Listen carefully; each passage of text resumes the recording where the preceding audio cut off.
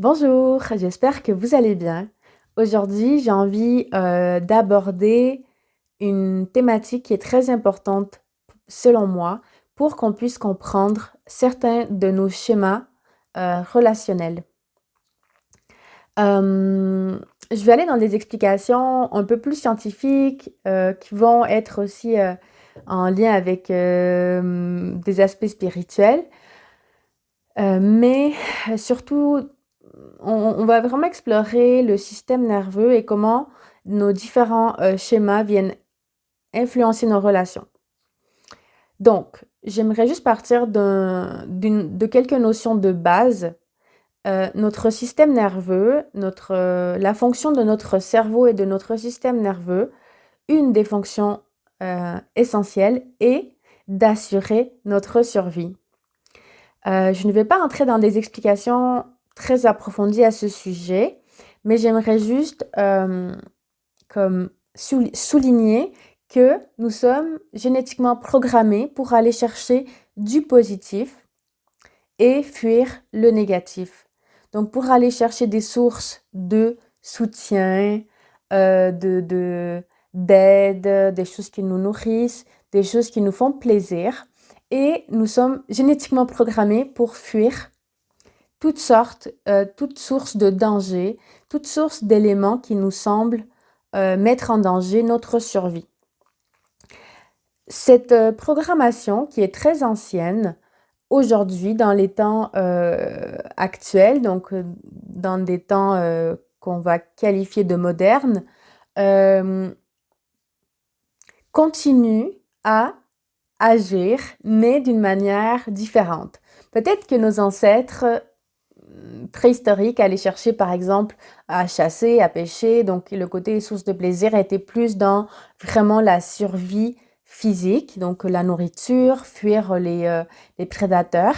Mais aujourd'hui, dans un contexte où nous vivons de manière différente, ce programme va s'appliquer également dans tout ce qui est relationnel, dans toute notre manière de voir les choses au quotidien, cette programmation de notre mental, c'est-à-dire de polariser les choses, d'aller chercher du plus, donc du positif sans le négatif, c'est quelque chose qui agit en permanence. Ça, on appelle ça la neuroception. Ça fait partie de la neuroception. Le fait que notre système nerveux cherche en permanence de manière, c'est-à-dire on n'est pas conscient que c'est en train d'avoir lieu, mais notre système nerveux est toujours à l'affût pour nous protéger. Donc, mon système nerveux, en ce moment, est en train d'évaluer si mon milieu est sécuritaire. Et en fonction de sa conclusion, je vais avoir différentes réactions. Donc, si par exemple, en ce moment, j'entends un élément qui, pour mon système nerveux, égale danger, clairement, je vais avoir des réactions corporelles qui vont commencer à chercher à me mettre en sécurité. Ok, qu'est-ce qui se passe dans la sphère relationnelle? Donc, quand nous sommes petits, c'est-à-dire à partir de, je dirais, de notre première journée de vie, donc je dirais même durant la période intra-utérine, notre système se construit autour de ce programme de protection. C'est-à-dire, nous avons des besoins, donc à tous les stades du développement d'un enfant, donc du bébé jusqu'à l'adulte, nous avons des besoins. Les besoins changent, c'est-à-dire en fonction de l'étape de développement dans laquelle nous nous trouvons, nos besoins ne seront pas les mêmes. Et donc, en fonction de chaque étape, nous allons chercher ces sources qui vont répondre à nos besoins. Un enfant va aller chercher la réponse à ses besoins dans son milieu familial au départ ou dans son milieu de croissance. Et nos besoins sont multiples. Donc, nous avons des besoins sur le plan physique, que l'on prenne soin de nous, de manger, d'avoir un toit, d'avoir une maison, d'avoir des liens affectifs, donc d'avoir du contact physique, d'avoir des amitiés par la suite. Donc, en fonction de l'étape de développement de notre système, de notre corps, nos besoins vont changer. Il y a des besoins qui vont toujours rester présents, comme exemple se nourrir ou d'avoir un, un logement ou d'avoir un espace de vie. Euh, et il y a des besoins qui vont devenir de plus en plus complexes, c'est-à-dire des besoins qui vont aller dans des sphères plus complexes en vieillissant. Notre cerveau, dans l'enfance, donc va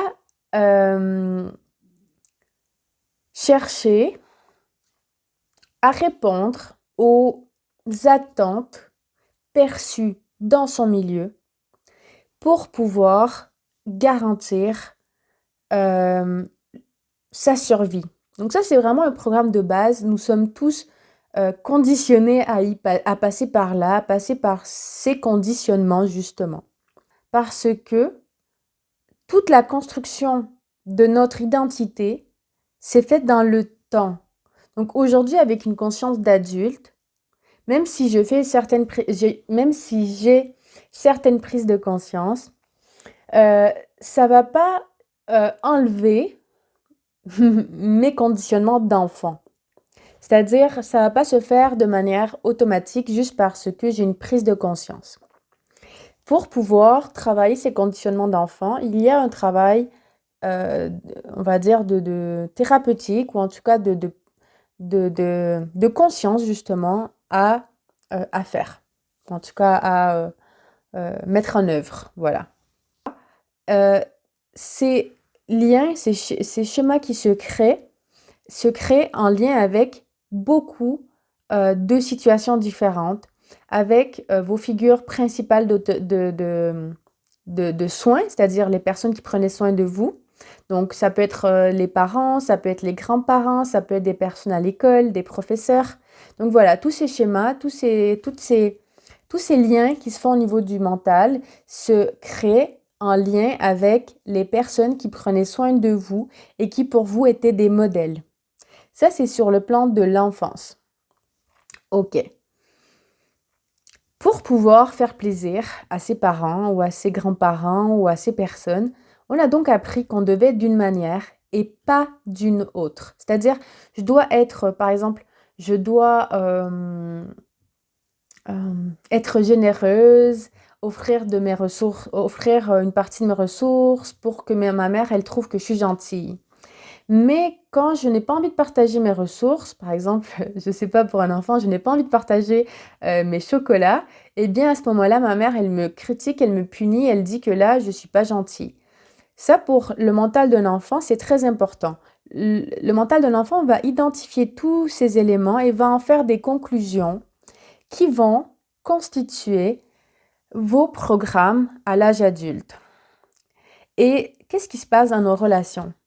Souvent, ce qui se passe, c'est que nous avons peur que les gens nous voient d'une certaine manière et nous voulons que les gens nous voient d'une certaine autre manière et nous croyons que tout ça, c'est nécessaire pour garder le lien. Ces croyances se sont constituées à un moment où nous n'avions pas la capacité de prendre soin de nous-mêmes tout seuls. Voilà, on avait vraiment besoin de ces figures parentales, de ces figures de confiance, de sécurité pour assurer notre survie. Aujourd'hui, ces programmes sont inconscients et s'activent tout seuls. On ne sait même pas pourquoi, on ne sait même pas comment. C'est complètement inconscient. C'est vraiment inconscient, c'est-à-dire ça vient tout seul. On n'est pas en mesure de contrôler ces schémas. Et souvent, aujourd'hui, on vit avec les effets de ces schémas. C'est-à-dire, il y a plein de choses qu'on peut se dire, ça va pas dans ma vie, mais on voit que les effets, on ne comprend pas les causes. Pourquoi est-ce que je réagis comme ça avec cette personne? Pourquoi est-ce que je n'arrive pas à être authentique dans tel contexte? Toutes ces questions se sont Et ces questions arrivent en réponse à des effets qu'on voit, des effets tangibles, mesurables. On peut voir, ok, là, dans ce contexte-là, je bloque, je n'arrive plus à parler, je n'arrive plus à rien dire, je me sens incapable de continuer une conversation. Mais on ne sait pas pourquoi c'est comme ça et d'où ça vient. Souvent, on a l'impression presque d'être dans un jeu où on ne sait pas quand et où ont été créées les règles du jeu, mais nous y participons malgré nous.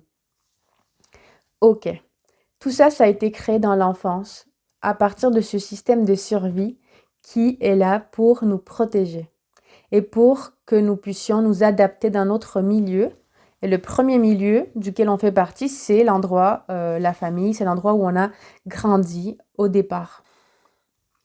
Et ce qui se passe dans ces schémas, c'est que nous apprenons qu'il y a des parts de nous qui sont souhaitables et il y a des parts de nous que nous devons rejeter, que nous devons renier.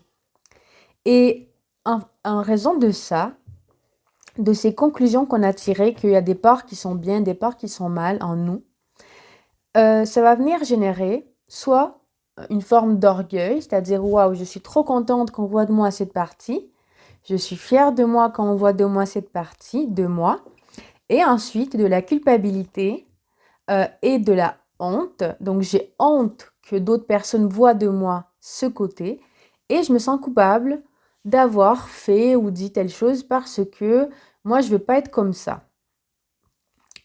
Ces conclusions sont issues de ce programme généré dans l'enfance, d'accord? Donc c'est normal, c'est naturel qu'aujourd'hui on continue à fonctionner à partir de ce programme parce que nous sommes dans la continuité de cette expérience de vie.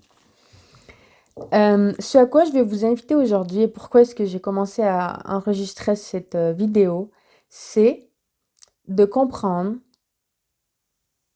que les deux côtés font partie de vous. Que chaque être, chaque personne comprend l'entièreté des caractéristiques qui sont possibles sur le plan des perceptions humaines. C'est-à-dire, si je veux qu'une personne me voit comme uniquement comme douce et gentille, automatiquement, je rejette en moi la part agressive, la part peut-être qui ne parle pas de manière douce, qui n'a pas des gestes doux. Donc en fait, cette polarisation fait en sorte que toute notre vie, nous allons nous aimer pour des parts en nous et nous allons rejeter d'autres parts en nous. Mais la réalité, c'est que ces parts existent, quoi qu'il arrive. C'est-à-dire, je ne pourrai jamais être juste une partie de moi-même. Nous allons tous et toutes exprimer des choses parfois opposées à un moment ou à un autre de notre vie. Et cette tentative de protéger notre identité, que les gens nous voient d'une manière ou d'une autre, est une tentative vaine. Parce qu'il y aura toujours quelqu'un qui va avoir l'autre côté de nous, peut-être déjà soi-même, mais aussi les autres. Et donc, le fait de vouloir être quelqu'un et ne pas être quelqu'un d'autre, c'est juste une illusion que notre mental a nourri pendant toute notre vie. Pourquoi est-ce que c'est important de comprendre ça? Parce que déjà, le fait de le comprendre permet de libérer quelque chose, de détendre quelque chose. C'est-à-dire, tout le monde, c'est-à-dire moi, vous, vos voisins, votre famille, tout le monde comprend et est en capacité d'exprimer toutes les caractéristiques qui existent, sous une forme ou une autre. Peut-être que mon agressivité ne va pas s'exprimer sous la même forme que celle de ma mère, par exemple, mais d'une manière ou d'une autre, je vais exprimer de l'agressivité dans ma propre forme. Et vous également, et tout le monde. Chaque humain, sur un plan spirituel, nous sommes l'entièreté de ce qui existe. Nous sommes l'entièreté du tout, de tous les univers, de tout ce qui existe. Donc, c'est juste notre mental qui croit que nous sommes divisés. Notre mental, il croit que nous pouvons être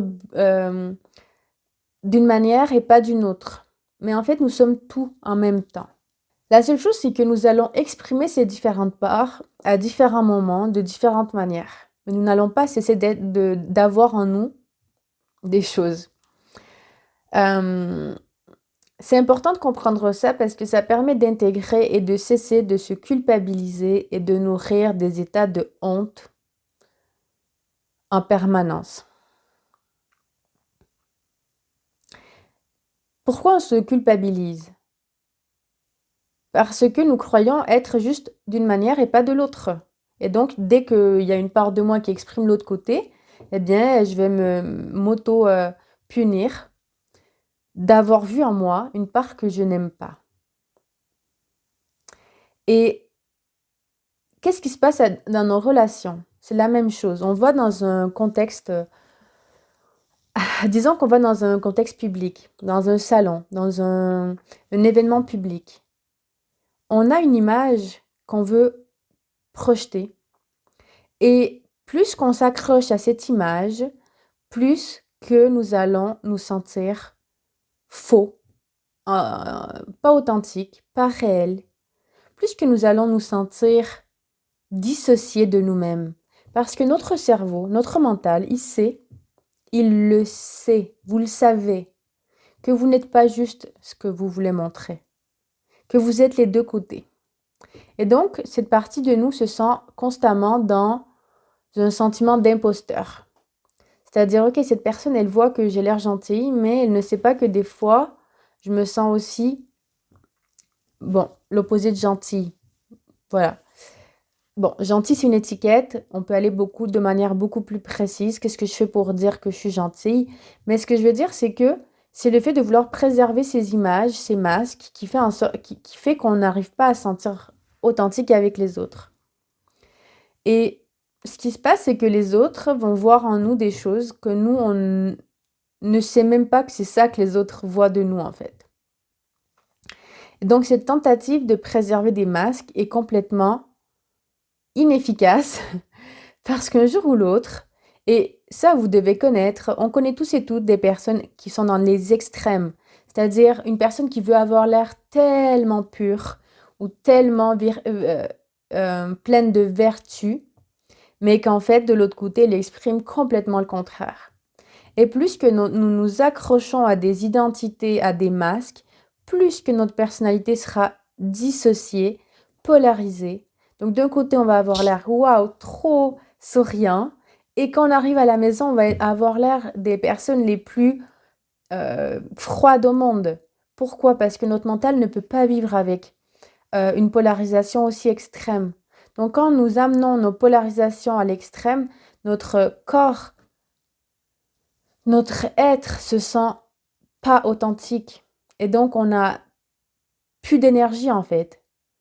Je ne sais pas si ça vous est déjà arrivé de vouloir maintenir une image de vous pendant tellement longtemps. Et le jour où finalement vous montrez le contraire et qu'on voit de vous le contraire, il y a de la culpabilité, de la honte, parce que justement on essaie de protéger et de ne pas montrer ces images. Puis en même temps, il y a un soulagement. Parce que quand on a longtemps essayé de garder un masque, c'est-à-dire une identité, quand je dis masque, c'est une identité, quand elle se dissout, quand quelqu'un voit le contraire, eh bien, au moment où ce masque tombe, il peut y avoir de la culpabilité, de la honte, mais derrière, il y a aussi une certaine forme de soulagement. Parce qu'il y a une part de nous qui en a marre de protéger des fausses identités. Il y a une part de nous qui en a marre de ce jeu, qui en a marre de vouloir montrer que des bons côtés, que des côtés gentils. Et cette part de nous qui en a marre se sent soulagée le jour où nous exprimons le contraire. Bon, le but, c'est pas d'en arriver là, C'est pas d'arriver à cette polarisation extrême. Le but, c'est de revenir au centre et d'accepter que en tout temps, il y a en moi les deux côtés et que effectivement, dans un- une perspective spirituelle, dans une perspective d'âme, je choisis à partir de mon cœur, à partir de mon âme, d'exprimer principalement certaines choses. Mais ce choix vient du cœur et pas des programmes, pas des identités, pas de ces faux masques que nous essayons de préserver pour garder une image devant les autres, devant soi. Cette décision d'être, par exemple, si je décide d'exprimer la douceur, ça vient, si ça vient de mon mental qui essaie de protéger quelque chose, donc de protéger une identité, ce sera faux. Je vais pas le vivre de manière authentique. Je vais même pas me sentir douce en fait. Je vais avoir l'impression que je suis exactement le contraire. Mais quand ces décisions viennent de l'âme et du cœur, je peux amener tout mon être dans cette direction. Mais j'accueille en moi le fait que j'ai aussi une part d'opposé. Et j'ai aussi une part d'opposé parce que les deux opposés font partie de l'unité. C'est-à-dire parfois, je vais avoir besoin de montrer une certaine forme d'agressivité pour, par exemple, mettre des limites avec des personnes qui peut-être n'entendent pas un autre langage. Donc, en fait, le fait d'accueillir en moi toutes ces parts, c'est pas là pour dire ah ben peu importe, alors je vais commencer à crier sur tout le monde. C'est juste pour dire, pour être sincère envers soi-même que les deux côtés d'une médaille sont nécessaires pour l'unité de la médaille. Et que peut-être que je vais exprimer principalement un côté, mais je ne refuse plus l'autre côté de moi. Et ça, c'est vraiment bon pour le cœur.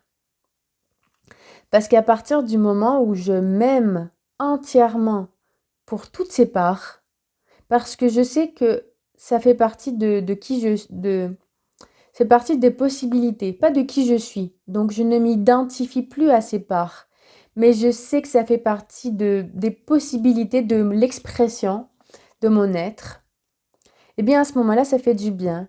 Car en fait, je vais pouvoir sortir dans le monde sans me soucier de ce que les gens pensent de moi, de l'image que je projette, des masques que je projette. Je vais sortir dans le monde avec beaucoup plus d'intégrité. Parce que ma conscience d'adulte sait qu'un adulte comprend toutes les parts.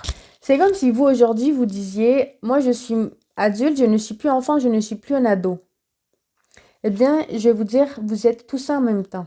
Parce que votre développement s'est fait par tous ces stades. Et qu'aujourd'hui, vous êtes la somme de toutes ces étapes de développement. Donc, c'est là où l'adulte entre en jeu. Notre conscience d'adulte, notre conscience supérieure, c'est que nous sommes des êtres complexes et que nous avons besoin de toutes ces couleurs, de toutes les couleurs de notre être pour pouvoir réaliser ce que nous sommes venus réaliser. Et les êtres les plus heureux, c'est pas ceux qui ont l'air les plus quelque chose, c'est ceux qui ont intégré en eux l'amour de soi de manière presque totale et complète. C'est-à-dire, ce sont les personnes qui vont plus chercher à protéger des images, à protéger des masques, mais qui vont s'aimer intégralement avec tous ses côtés. Donc, l'adulte comprend et intègre que nous ne sommes pas, que notre conscience n'est pas divisée, que les parts de nous ne sont pas divisées, qui servent tous un même but commun, qui est le but de notre chemin et de notre évolution sur cette planète. Et ce à quoi j'ai envie de vous inviter aujourd'hui, c'est d'observer dans vos relations. Chaque fois que vous essayez de protéger une image, demandez-vous pourquoi est-ce que j'essaie de protéger cette image? Quand quelqu'un a vu de moi le contraire, Et là, essayez de réfléchir à un moment concret où quelqu'un a vu chez vous le contraire. Quelles sont les invitations de ce côté de vous, pour l'autre et pour vous? Et l'exemple de l'agressivité ou du fait de chercher le conflit, c'est un très bon exemple parce que beaucoup de personnes refusent en eux les parts d'agressivité, les parts d'aller chercher le conflit, les parts de conflit, d'être en conflit. C'est quelque chose que nous n'aimons pas parce que ça vient réveiller en nous de l'insécurité. Mais je pense qu'il n'y a personne sur cette terre qui n'a pas vécu un conflit dans sa vie. Voilà. Et qui n'a pas été la cause d'un conflit, c'est-à-dire qui n'a pas cherché à créer du conflit euh, à un moment ou à un autre. Peut-être avec soi-même, peut-être avec les autres. Et à ce moment-là, c'est de voir pourquoi est-ce qu'il y a un conflit qui apparaît dans un système. Le conflit a un objectif. Le conflit a un but dans notre vie. L'agressivité, elle a un but dans notre vie. Si nous sommes toujours doux et non réactifs aux attaques des autres et qu'il n'y a pas de forme d'agressivité en nous, est-ce que nous allons pouvoir faire face à certaines attaques ou certains dangers réels? Si devant vous, il y a une personne qui arrive avec l'intention de vous frapper et que vous ne réagissez pas, est-ce que vous allez pouvoir vous protéger, mettre des limites, savoir ce qui est bon pour vous? Tout dans la vie a un sens, tant que ça existe. La nature, elle est faite comme ça, de manière parfaite. Tout a un sens. Même les choses que vous détestez chez vous ont un sens. C'est là pour une raison. C'est pas là pour vous faire du mal. C'est pas là pour vous faire sentir mal. Chaque partie de nous est là pour une raison, soit spirituelle, soit purement de protection. Mais c'est là pour une raison. Et le fait de comprendre ça permet à notre mental de s'assouplir, de se relâcher, de prendre ça relax et d'arrêter cette quête impossible du bien sans le mal, du positif sans le négatif, de ce côté polarisé en fait. Donc, ce que j'ai envie d'apporter là, c'est si de toute façon vous êtes toutes ces parts, ou en tout cas, pas vous êtes, si de toute façon ces parts sont en vous, parce que vous n'êtes pas ces parts, il y a une conscience en nous qui est au-delà de tout ça. Mais si de toute manière, tout ça est en vous, le, le bon comme le mauvais, le positif, le négatif, tout ça est en vous en fait. D'une manière ou d'une autre. Peut-être qu'il y a des formes qui sont pires que d'autres, mais d'une manière ou d'une autre, c'est là. Il y a des personnes qui refusent le conflit avec les autres, mais de manière presque toxique. Qu'est-ce qui se passe chez ces personnes, souvent à l'intérieur d'elles-mêmes? Elles sont en conflit avec elles-mêmes permanent, à se juger, à se critiquer, à se dire qu'elles sont pas assez ci, qu'elles sont pas assez ça. Donc peut-être que à l'extérieur, il n'y a pas de conflit avec les autres, mais à l'intérieur, qu'est-ce qui se passe réellement? Est-ce que ça vaut le coup des fois de ramener un conflit à l'extérieur pour pouvoir apaiser peut-être 1 million de conflits à l'intérieur? Peut-être que quelque chose qui sort à la surface est là pour désamorcer une multitude de conflits intérieurs qui vous minent, qui vous brûlent de l'intérieur. Donc voilà, mon invitation aujourd'hui, c'est accueillir toutes ces parts, aimez-les pour ce qu'elles sont, des options, des manières d'être que vous choisissez ou que vous ne choisissez pas, que parfois vous choisissez de manière inconsciente. Qu'est-ce qui se passe quand on essaie à tout prix de garder un masque, une image, une identité? C'est que le jour où on n'arrive plus à le faire, les autres vont croire que que nous n'avons pas été vrais, que nous n'avons pas été authentiques avec eux, avec elles. Et en même temps, c'est vrai. on n'a pas été authentique parce que nous avons essayé de montrer juste un côté de nous-mêmes. Et les deux côtés sont là en permanence. La plupart des gens ont tendance à classifier les gens comme bons ou mauvais. Cette personne, elle est bien, cette personne n'est pas bien. Et tout ça, ce ne sont que des perceptions et des jugements basés sur justement ces programmes de l'enfance. Je vous invite aujourd'hui à sortir de ces programmes, à vous autoriser à être qui vous souhaitez réellement être.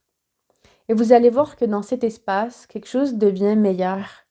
Car l'autre sent enfin que nous avons enlevé cette armure, cette carapace, que nous avons arrêté de jouer à un jeu de protection. Car quand nous essayons de nous protéger, l'autre inconsciemment identifie qu'il y a un danger avec nous.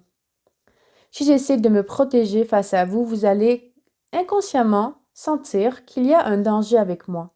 Parce que si je veux me protéger, c'est qu'il y a quelque chose qui peut être un danger en fait dans notre relation. Enlever ces masques, ces fausses identités, c'est enlever une forme de protection, c'est-à-dire enlever une forme d'illusion. Mais ça ne veut pas dire que nous n'allons pas nous protéger dans des moments où réellement il y a raison à se protéger. C'est-à-dire juste que nous allons pouvoir faire la différence des contextes. Ok, dans ce contexte avec cette personne, réellement, il n'y a pas de place pour mon authenticité. Et donc là, je dois me protéger. Mais avec cette autre personne, oui, il y a cette place. Et avec cette personne, je choisis d'être authentique. Et ultimement, quand nous allons avoir défait toutes nos illusions concernant le besoin de se protéger, peut-être que nous allons pouvoir être authentiques avec tout le monde. Mais bon, c'est peut-être un objectif très grand, très vaste, et peut-être que nous allons y arriver ou pas. Peu importe. L'important, c'est d'arriver à être authentique le plus souvent possible. Et enlever ces fausses identités, les dissoudre le plus souvent possible. Jusqu'au jour où peut-être qu'elles vont se dissoudre d'elles-mêmes sans qu'on ait à faire un effort de prise de conscience. Voilà. J'espère que cet enregistrement pourra vous apporter des éléments de réflexion, de compréhension sur vos schémas, sur ce qui fait en sorte que vous défendez des parts de vous et vous rejetez d'autres parts de vous. Et je veux juste vous rassurer, tout le monde, dans l'essence, est identique. Et se relier à l'essence chez l'autre, ça nous permet enfin un espace de repos en nous. C'est-à-dire, si je suis en contact avec votre essence et que je sais que mon essence est la même, est-ce que j'ai encore besoin de me protéger? Pour en arriver à ce niveau de conscience, de réellement l'incarner, que ce ne soit pas juste de la théorie, il y a du bon travail à faire sur le plan de la déconstruction des schémas. Mais pour le moment, je vous invite à vous regarder dans un miroir et à vous demander comment ça serait si aujourd'hui j'étais juste authentique avec qui je suis aujourd'hui. Cela ne veut pas dire que c'est votre nouvelle identité. Ça veut juste dire qu'aujourd'hui, c'est ça que vous ressentez. De la fatigue peut-être, peut-être de l'épuisement, peut-être de la joie. Exprimez ce que vous ressentez vraiment. C'est une grande libération. Ça libère le cœur, ça libère l'enfant, l'ado qui ont été pris dans des injonctions. Et ça vous permet aujourd'hui de pouvoir profiter réellement de la vie parce que ça ramène de la légèreté, ça ramène de la connexion, de l'authenticité. Et vous allez voir que chaque fois que vous allez entrer en interaction avec une autre personne à partir de cet espace d'authenticité, l'autre va également enlever un petit peu de ça, son espace de protection. Il vous montrera peut-être des côtés qu'il n'ose pas vous montrer d'habitude. Et peut-être que ça va amener beaucoup plus de beauté dans cette relation. Voilà, je vous invite à de la beauté. Je vous invite à cet espace d'authenticité relationnelle. Et puis, si vous avez des questions, écrivez-moi en commentaire. Je pourrais aborder cette thématique sous différents angles. Aujourd'hui, ça a été un peu une introduction. Et puis, j'espère que ça pourra vous apporter un espace de réflexion. Je vous souhaite une très belle journée et je vous dis à très bientôt.